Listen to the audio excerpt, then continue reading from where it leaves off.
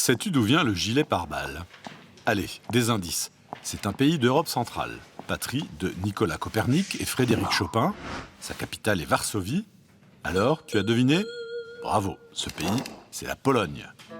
Les armes à feu, ça existe depuis le XVe siècle. Pour s'en protéger pendant longtemps, la seule solution était de porter une lourde armure. Pas très pratique. Et puis, au XIXe siècle, on s'est rendu compte qu'une balle se déforme lorsqu'elle entre en contact avec une surface. En multipliant les couches de tissu, on peut arriver à la déformer suffisamment afin qu'elle ne pénètre pas la peau. En 1897, un Polonais, ayant émigré aux États-Unis, Kazimierz Zeglen, passe à la pratique. Il met au point un gilet pare-balles en soie.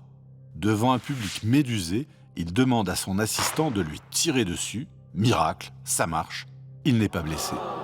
Zeglen retourne en Europe et s'associe avec un autre inventeur polonais, Jan Szczepanik, pour commercialiser ses gilets. Les dirigeants européens sont très intéressés. À cette époque, ils sont la cible d'attentats commis par des terroristes anarchistes. En 1906, le gilet pare-balles sauve ainsi la vie du roi d'Espagne Alphonse XIII, victime d'une attaque à la bombe. Aujourd'hui, les gilets pare-balles sont fabriqués en Kevlar, un tissu ultra résistant. D'ailleurs, ce matériau a été inventé en 1965 par Stephanie Kwolek, une Américaine originaire de... Mais oui, de Pologne. Décidément,